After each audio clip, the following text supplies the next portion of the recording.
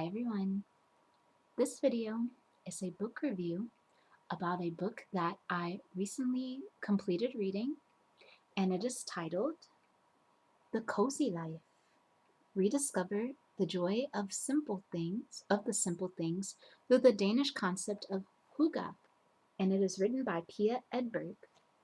I picked up this book because if you've been watching my channel, I have moved from St. Louis to Hawaii, so it is a very big transition for me. I also gravitated towards this book because I'm not in my comfort zone. I'm actually like really, really, really, really, really out of my comfort zone. I am used to living by myself, but I'm living with someone else. I only know maybe two people. I don't have any family here. So this is like totally out of my hygge, and I have to create hygge in this new space. So before I get onto the book review, let me tell you a little bit about the author. Now, Pia Edberg was born in 1984. This is a picture of her. Her father is from Denmark and her mother is from the Philippines. Very pretty lady. She's a writer, an artist, an entrepreneur. She was working in human resources. I don't know if she's still doing it for the last 15 years. She also has a website where she has other books that she has written. She has a course for people who are trying to write a book, start promoting their books, just writing in general. I'm going to put her website in the description box below. She is from Denmark and she lives, according to this book, in Vancouver, British Columbia, Canada. This book is self-published. She published it in 2016 and is basically a brief overview of what hygge is. So, what is hygge? Her definition is hygge, a noun and a verb. It is the Danish concept of coziness, the art of creating warmth, comfort, and well-being through connection, treasuring the moment, and surrounding yourself with things that you love.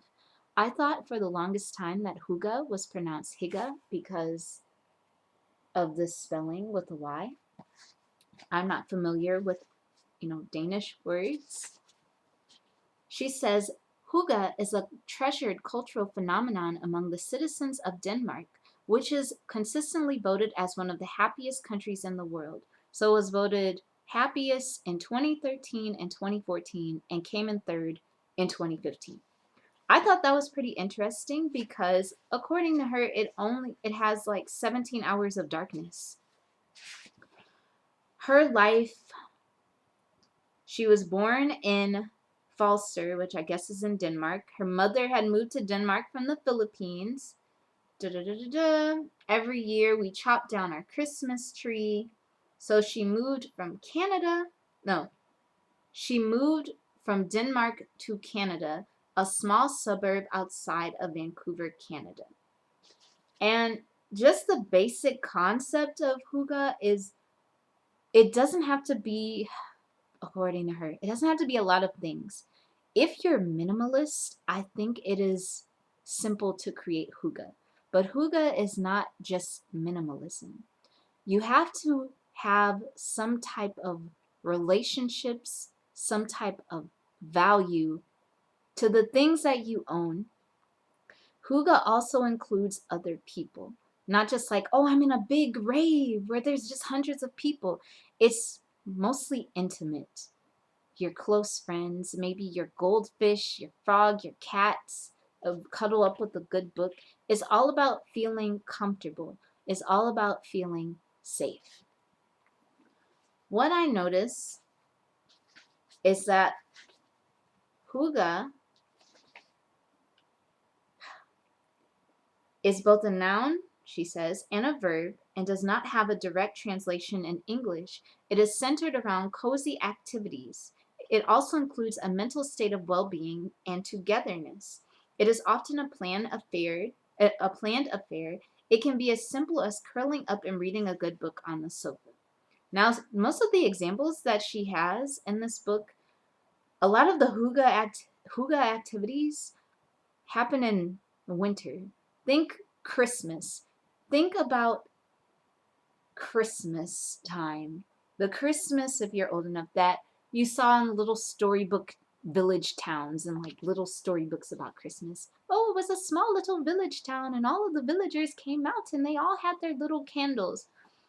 When I was reading this book, and was reading about hygge, I was thinking of a circle.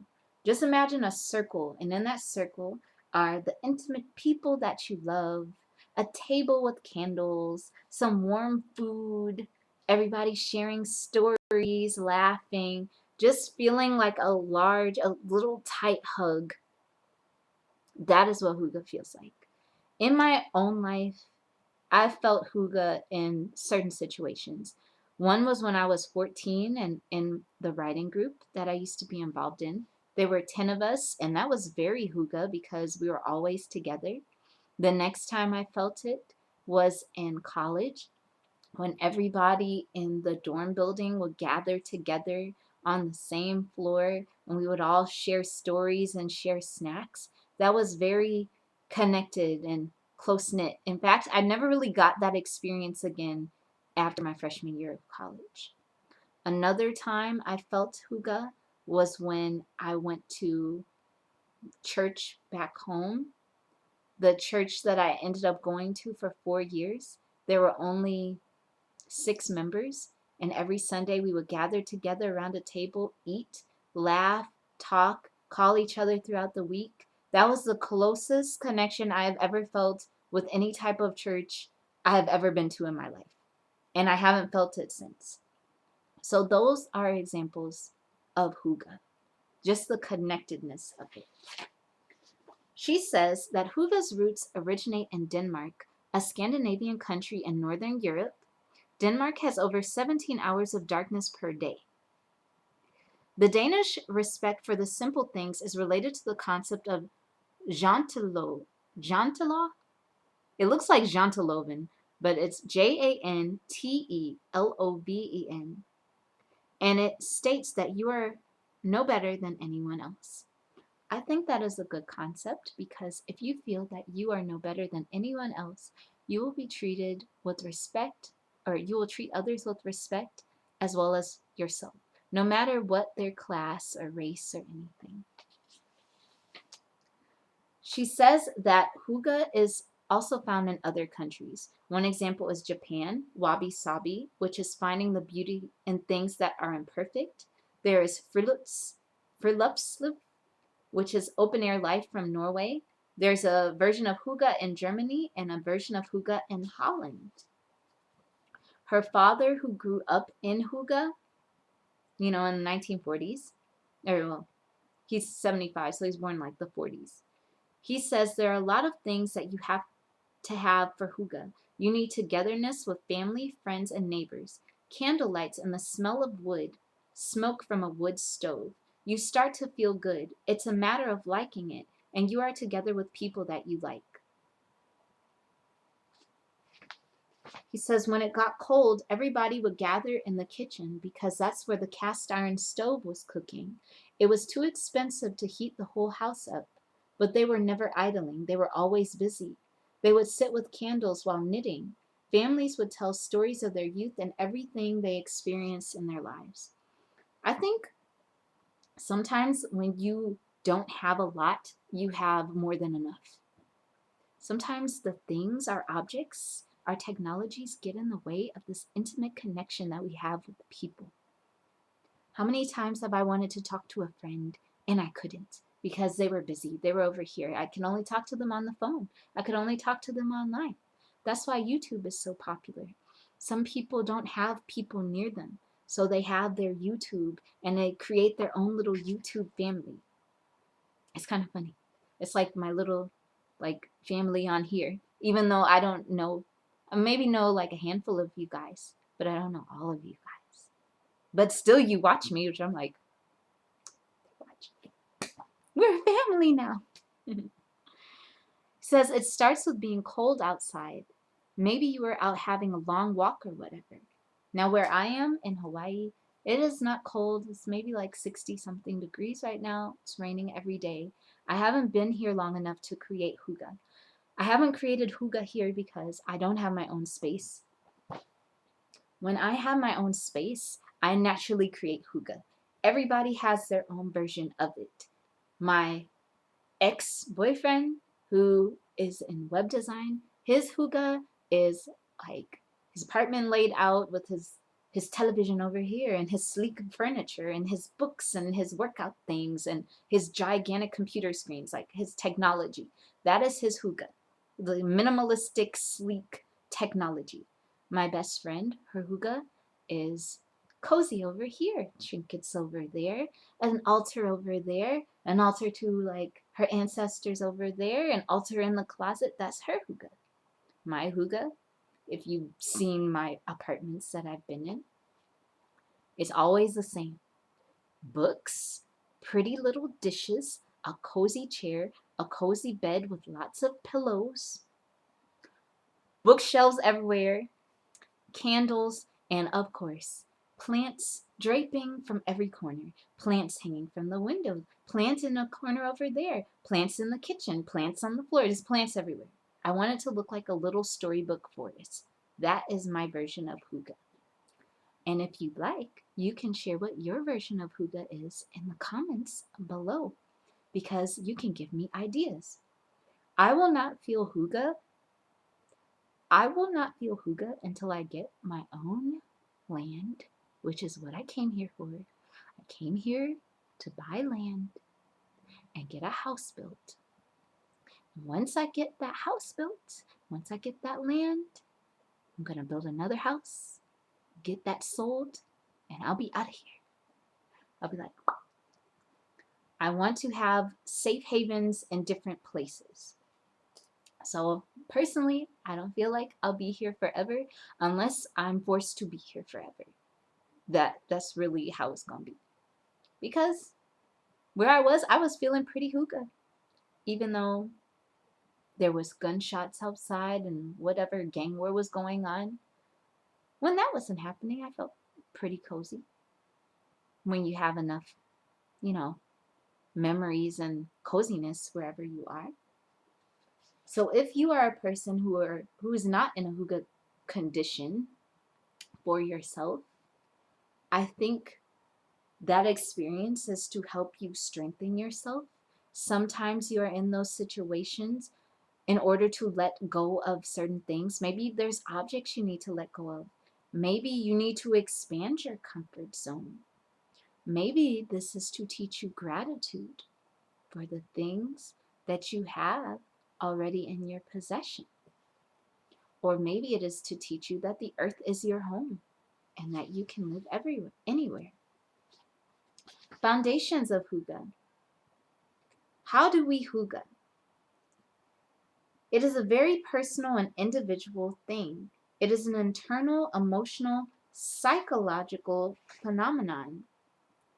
I have found there are some common things that have made a situation hygge. So, here's one meditation she says. Close your eyes. How does hygge feel like? Close your eyes for a moment and think about a time in your life when you were a child and felt safe, relaxed, and completely free to be yourself. Who were you with? Your mother, your father, a grandparent or sibling? Maybe you were even by yourself. When I think of hygge, I think of my first like when I think of like just comfort, I think of my very first apartment.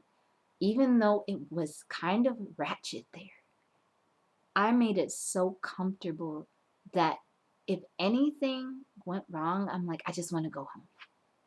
I just want to go home. I just want to go home. I want to go home. I don't care. I don't want to deal with this. I want to go home. And I would feel so happy when I got home.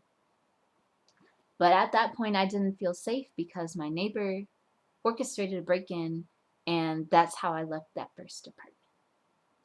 But when you remember what things in the past made you feel that feeling of hygge, you can recreate it. Sometimes we feel it and we forget, and then when we stop and have time to really process things, we're like, hey, why don't I just take that one essence of it and incorporate it into my life again? Simplicity, slowing down. When you are comfortable, you don't just rush all the time. Nobody really rushes when they're comfortable. They're just like absorbing, you know? She has recipes in here. Oh, generosity, authenticity.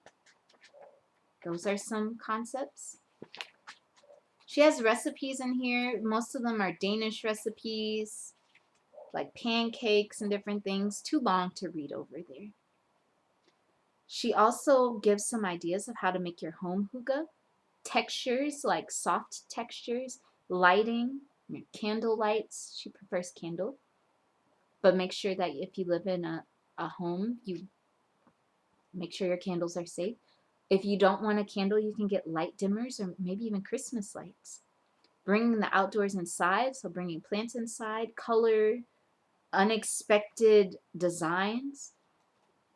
The centerpiece, if you're having a hygge party, you have wine. It looks like wine, candles, snacks. Everything has to be easygoing and calm. Hygge attire, I guess warm things, anything that relaxes you. Just think the overall concept of hygge. Think of making your life like a spa. A home sweet home spa.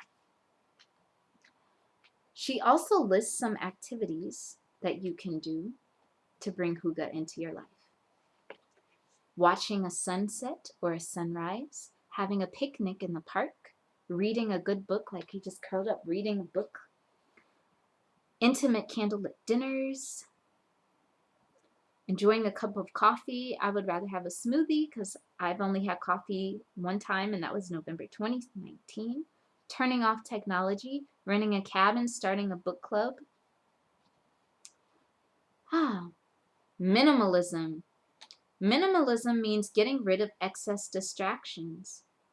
But when you have hygge minimalism, it's not just, oh, I have to get rid of things because I have to get rid of things. It's you keep the things that really have meaning and value to you, that you know you'll never give away. Like my little fudge bucket elephant. I'm never giving him away. I'll probably give him to my child when I have one. My daddy's urn, I'm not giving that away. I have favorite vases that I have. I have a very favorite bookshelf that's blue, and I put that in storage back home in St. Louis because I can't bear to part with that bookshelf in particular. Anything that you feel like you cannot bear to part with, like you have this beautiful attachment to it, I say that has value, even if you only paid $2 for it. It's valuable to you. So yeah, this was a pretty good book, independently written. It actually gave me a lot of comfort during this major transition. In the back of the book is a 30-day hygge challenge, which is all about relaxing. Some of them I cannot do because of where I am, like the take a hot bath. Like I don't have running water. I can't take a hot bath unless I boil water, but I can't fit into, like a bucket or anything. So this period transition of just stepping out of my comfort zone, acquiring new skills, has really, truly made me appreciate so deeply the things that I took for granted back home, like having things cheaper or taking a bus somewhere. Like you can't take a bus somewhere here. I'm out in the middle. I can't walk down a dirt road and take a bus. Running water, just your own bed. It's like having just access to things, like you can just grab it and everything. It's really making me calm down, tone down, and see what I can make into hygge when I don't really have that much to make into hygge. So, this is a good book if you're going through a transition. This book will inspire you to get up off of your little sitting stool and work your way to get this cozy life. It does not have to be a fancy, expensive life. It just has to be cozy for you in particular. You don't need a lot of stuff. You just need to feel that safety and security in your life. And I'm really glad this girl wrote this book. I'm probably going to read some of her other books. She really broke it down. And she kept a positive, upbeat tone to it.